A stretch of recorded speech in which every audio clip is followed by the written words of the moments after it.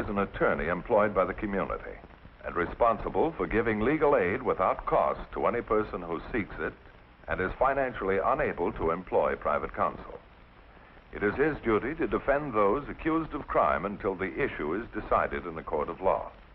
The first public defender's office in the United States was opened in January 1913. Over the years, other offices were opened, and today that handful has grown to a network of lawyers cooperating to protect the rights of our clients.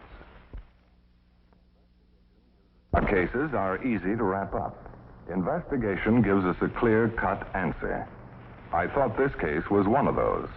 You'll see how wrong I was. In the course of his daily work, the public defender often finds himself in strange and unexpected places. This particular case took me to a roaring steel mill, where men work hard under great pressure. Here we meet all kinds. The hard worker, the sensitive guy, the bully. All with the same passions and conflicting desires that we find everywhere else. But here the struggle is more intense. This is a naked and physical world. Strong men will not be poured into a mold like molten metal. And as if the work and the heat have a direct effect upon them, their emotions sometimes explode suddenly, violently.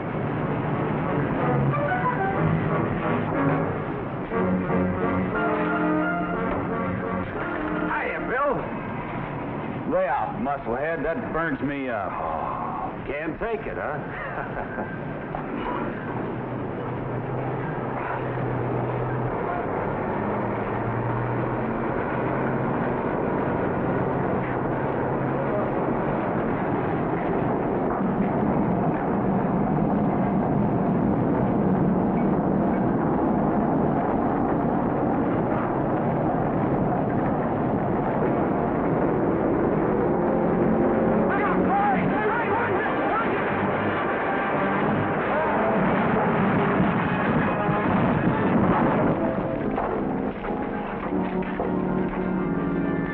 Did you see him?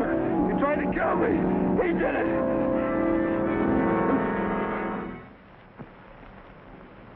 I didn't release that Hylet, Mr. Matthews. That isn't what Pete Corey told the police.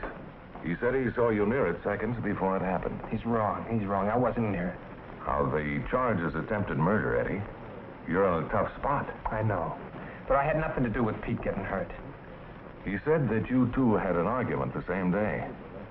That didn't amount to much. What was it about? He was picking on me, and I didn't like it. He said you had a fist fight in the yard. It was just a couple of punches. How tall are you, Eddie? I'm 5'7". What do you weigh, about 140? 143. Why? Well, Pete Corey is over 6 feet. Must weigh about 200 pounds. Couldn't have been much of a fight, a David and a Goliath. I wasn't afraid of him. Neither was David, but he had a pretty important reason for fighting. Now, what was your reason, Eddie? He was picking on me, that's all. I'm your attorney, Eddie. I'll have to have more than that to go on. Now, the police say that you were beaten up by Corey, that you wanted to get even, and you tried to kill him. Well, it's not true. I didn't have anything to do with it. You know, having a fight with a guy is one thing, but trying to kill him is something else. I tell you, it was an accident that lived hitting him. All right, Eddie. I'll see what I can do.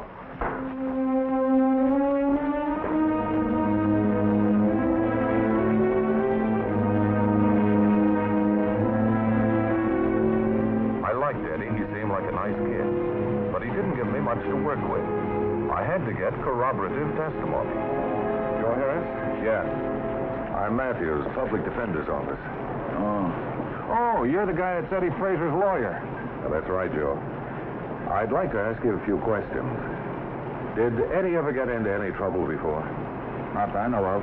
Everybody likes Eddie. He's a good guy. And what about Pete Corey? Yeah, he's a jerk. Why? A muscle boy himself, always pushing people around, a plain jerk.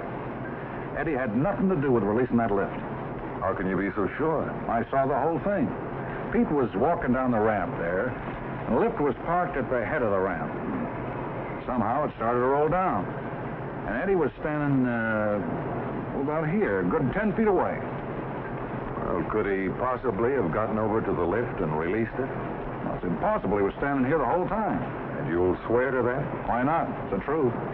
That's Brody. He's running the lift now like he was then. Thanks, Joe. Thanks very much. Now, if Eddie couldn't have released the lift and you didn't, how do you account for the fact it rolled down the ramp? Well, something must have happened. The mechanics checked it, and it was in perfect working order. The mechanics, 100 things could have gone wrong. How can they say what could have happened? I'm telling you, the whole thing was just an accident. Did it ever happen before? No, but that don't mean it won't happen again. Believe me, mister, guys used to walk in front of that lift all the time. They don't anymore. Well, thanks for your cooperation. Oh, Mr. Matthews, get Eddie off soon, will you? The guys around here want him to show up for his wedding. I didn't know he was going to be married. Jane Bronson of the accounting office, swell girl. Brings a party for them on the 15th. Well, I'll do the best I can. Thanks. I understand the boys are giving you a big party. They've been awfully sweet about everything. Everybody likes Eddie. They're pretty fond of you, too. Tell me, Miss Bronson, do you know Pete Corey? Yes, I do. How well do you know him? Nothing serious, just a couple of dates. Do you think their fight in the yard had anything to do with you? I don't know, Mr. Matthews. I don't know. Pete was possessive, domineering. That's why we broke up. They might have fought. Pete was just that way. He tried to settle everything with his fists. And what about Eddie Fraser? Eddie's not that type of a man. He's warm, understanding. I love him. In the interest of justice, I discussed the case with the district attorney a couple of days later. I believe that the statements of the witnesses for Eddie Fraser were conclusive. And after studying the file, he agreed that there was a lack of evidence of criminal intent. The case against Eddie Fraser was dismissed. Hello, Eddie. I didn't think I'd see you around here anymore. Just wanted to thank you for everything you've done for me. Oh, you're welcome, Eddie. You know, our clients aren't usually this appreciative. They leave here as fast as they can and never look back. Lots of luck, Eddie. Thanks. Well, relax. You're free. The boys at the plant will be glad to see you, and so will Jane. Yeah, I know. Those guys are real friends.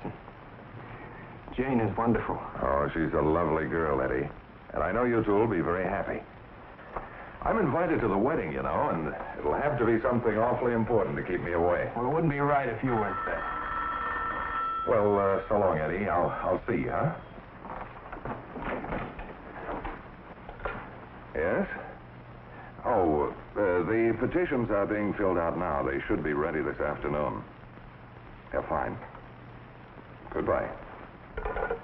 Mr. Matthews? I thought you had gone, Eddie. I can't go back.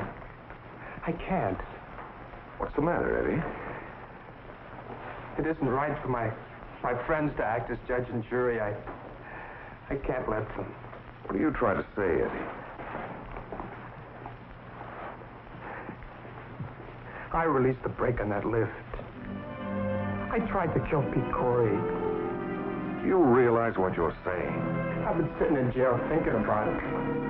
Knowing my friends were trying to protect me, I couldn't sleep. You see, they were trying to save me, Mr. Matthews. They thought he deserved it, but it's not right for them to act as judge and jury. Well, how could I go back? You see, they all knew except Jane. How could I marry her with this in my conscience? Boy, a guy's got to live with his conscience. Sit down, Eddie.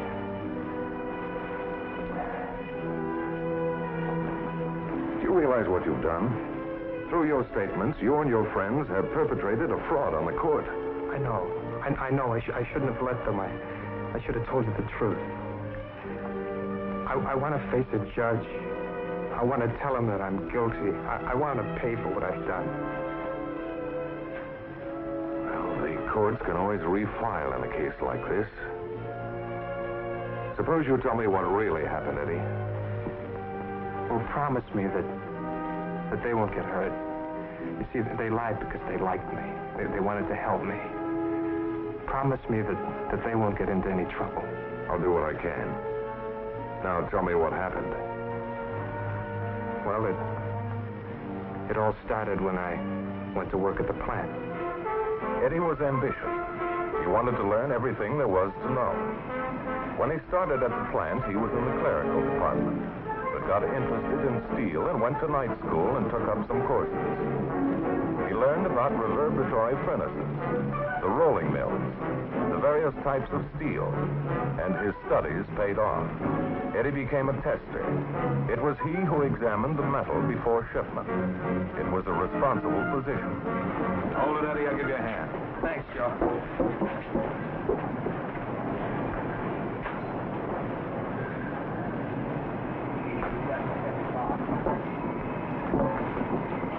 What's the matter, boys? Having trouble? Well, needs you, muscle boy. If we can't do it, we got a lift that can. You don't need lifts with me around.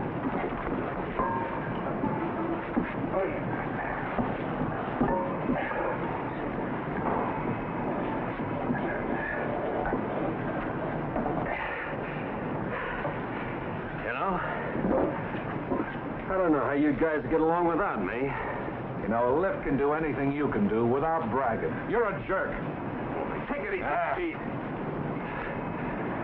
Guy's asking for it. Oh, it's not worth fighting about. Forget it. Sure. He's got too much lip. Need anything else? No, I'm okay. You know, for a little guy, you're all right, Eddie. Thanks. Say, I got an idea. You know Jane. She's got a girlfriend looking for a date. How about you, huh? We'll make it a foursome tomorrow night. No, Well, nothing. I'll let you know. Pete's offer for friendship came as a surprise to Eddie. Pete was a lone wolf given to bragging. He was disliked by most of the people who worked in the plant.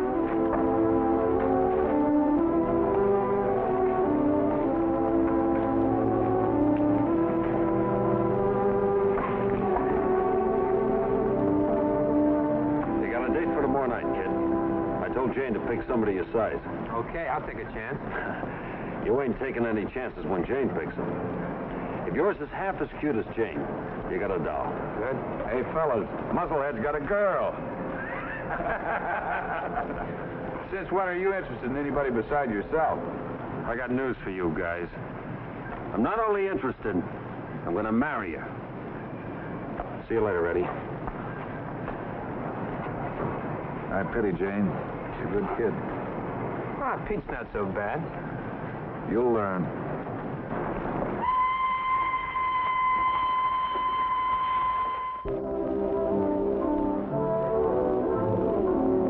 How do you like it, Jane? The music might not be good, but it's loud. I like it, Pete. They're just a couple of old squares. Yeah, I guess I am. My dancing's pretty rusty.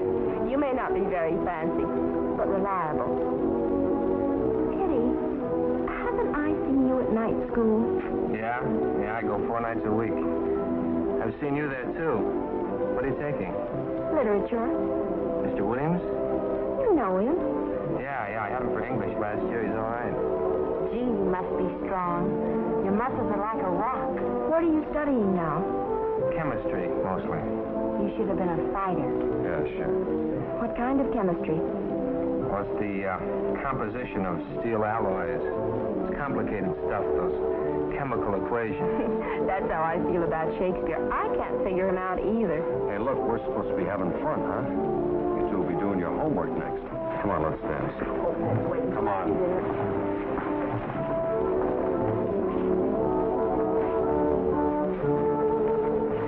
Hey, you and Eddie are getting along real good. He's awfully nice, Pete. Don't like him too much, baby. Hey, watch where you're going, wise guy. Oh, I'm sorry, I didn't see you. That's what you got eyes for, mister. Gotta pin your ears back. Well, you don't have to get so tough about it. Who's gonna stop me? You? Pete, please, there's no need to fight about it. Oh, well, this guy thinks he's tough. Maybe I ought to teach him a thing or two. Pete, don't, not again. You're a smart guy, aren't you?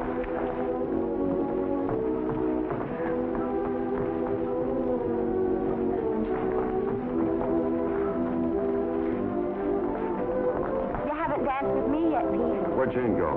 She'll be back. Come on, this is my favorite song.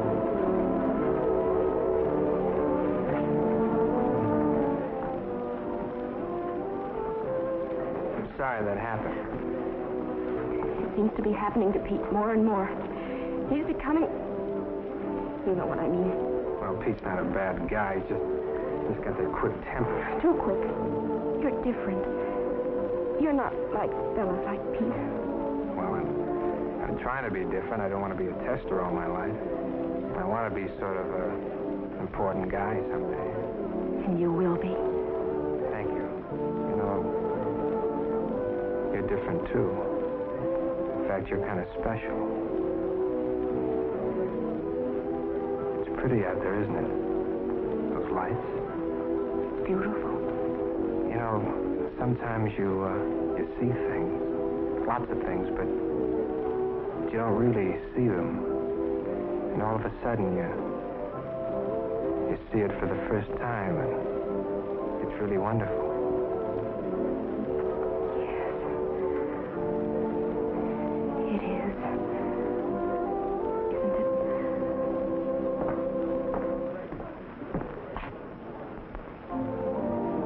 Hey.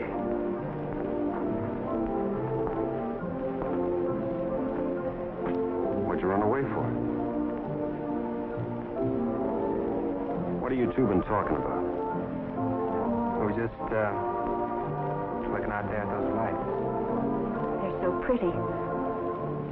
What's so pretty? Just lights. We've seen them before.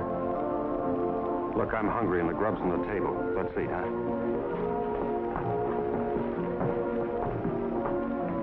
Eddie fell in love with Jane that night. He knew nothing could come of it. Jane was Pete's girl. Pete was going to marry her. Hi, Pete. I thought you two were up to something last night out on the balcony. And that gag about the pretty lights. What are you talking about? Look, lay off, kid. I'm warning you. Quit it, Pete. Jane's mine, see, and you're not cutting in, understand? Keep away from her.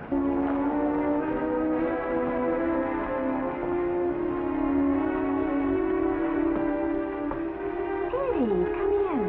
I want to see you for a minute. What is it, Eddie? It's about Pete. What about him? He has the idea. Well, I like you, Jane. But Pete says that it's more than that. He says that you and I... Well, that it's more than that. I told him this morning that I didn't want to see him again. Pete was right in one way. It took you to make me realize that it wouldn't work. Me? You said it the other night, Eddie. You see things many times without really seeing them. But I refused to see him the way he really was until I met you. Jane. I like you, Eddie. And more than like you. Jane, I want you to know how I feel.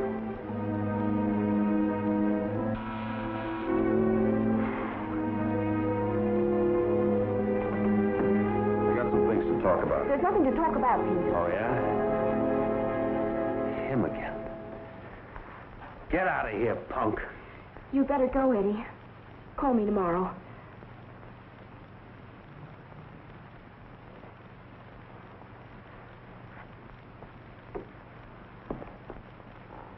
I told him this morning and I meant it. He's not going to crawl around here anymore. You're my girl and I'm going to marry you. You're hurting me. Everything was fine around here until that guy came in. They'll be fine again. Pete, it was all in your mind about marriage. I never considered it seriously. I tried to explain that to you. We're going to be married. No. Oh, you can't be interested in that little squirt. He isn't even a man. Muscles don't make the man, Pete. Eddie's a fine person. It'll never be him. I won't let you eat nothing, you understand? Please. If you ever see him again, I'll tear him apart. Remember that. I'll kill him. For the next week, Eddie tried to see Jane. Jane avoided him. She said she was busy. She was working overtime. Jane's excuses were endless, and Eddie couldn't understand it.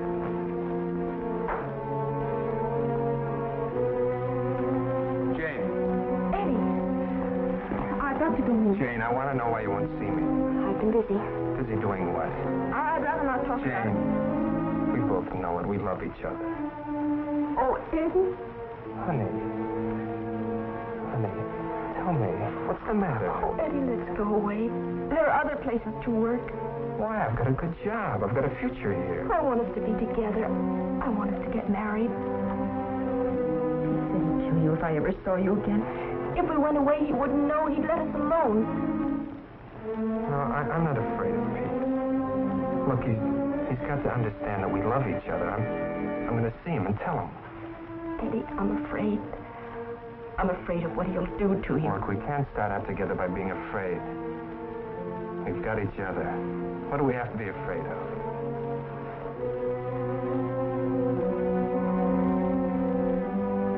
I'm going to settle it all tomorrow. Eddie didn't pay much attention to his work that morning. He had to talk to Pete. He wanted to get it over with.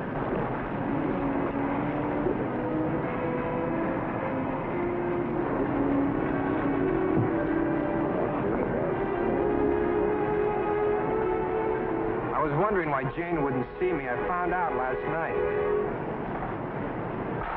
Thought I told you to stay away. Your threats don't scare me. You're not keeping us apart. You understand? Look, be a smart guy, kid. If you want to live, leave her alone. You can't settle this with your fist, Pete. We love each other, and Jane doesn't want you around. Okay, muscle man, I'm not afraid. You're asking for it, little man. Break it, fellas. Oh, no, man. Between us. Yeah, between us. Come on.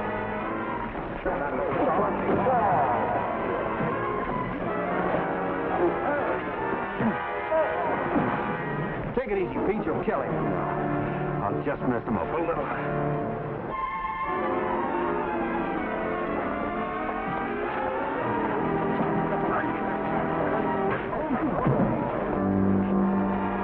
All right, you had it, kid. Quit.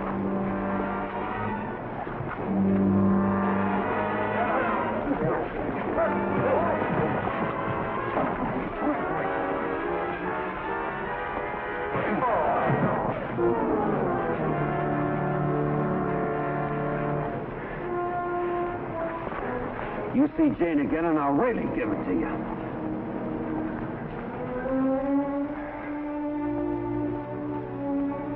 Jane and I love each other, Mr. Matthews.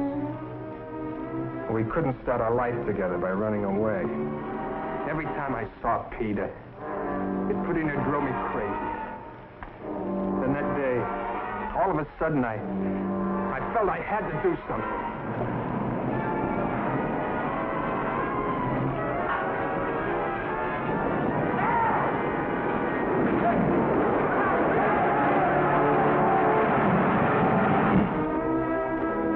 I was crazy, Mr. Matthews. Sorry I did it.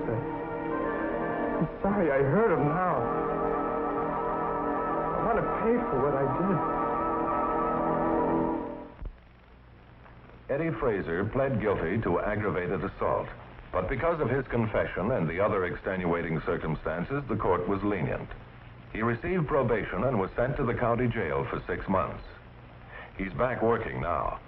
And it was Pete Corey who had to leave town. I think Eddie's and Jane's wedding was the best I ever went to. The case you have just seen was brought to a fair and just conclusion through the efforts of a public defender.